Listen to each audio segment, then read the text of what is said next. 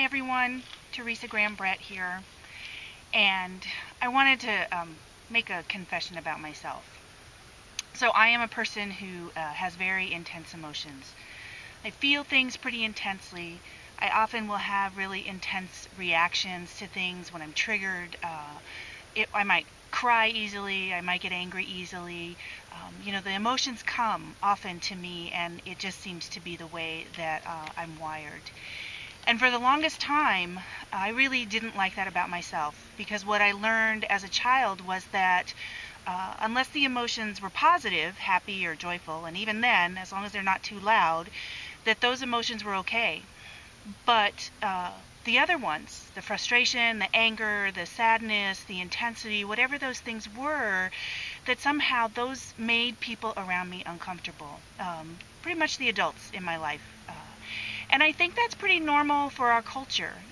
When we have fear, we don't talk about our fears. When we're scared, when we feel alone, when we feel frustrated, so often what we're encouraged to do is to create this mask, to not be real and to not be raw and to not expose ourselves.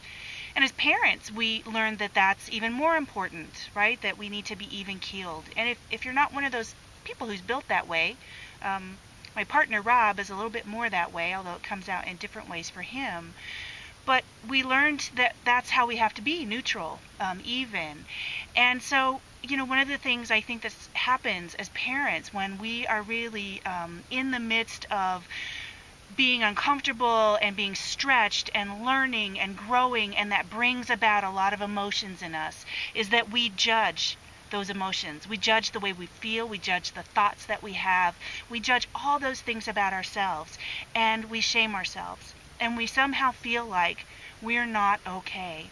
And sometimes when we express those fears, those angers, that frustration that we feel about being a parent, about being with children in challenging ways, we get judged for it as well. And that's not accepted.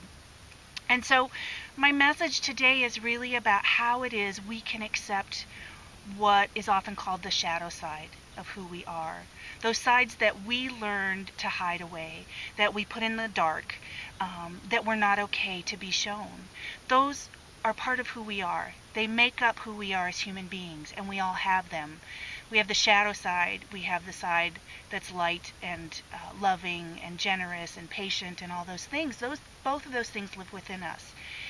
And somehow, if we can create that space for both the shadow side to be embraced in our life, not that we're not accountable for our behavior, not that we can't learn to react in ways that don't hurt the children around us, those who are less powerful around us, but if we can accept that in ourselves and say, this is part of who I am, and I need to accept and love that part of myself. It's very difficult to do, I know, because I am always in that process of accepting that about myself. But that's the challenge that I throw out today to myself, to you, is to think about how we can look at that shadow side and say, you are me, I am you, and it's okay.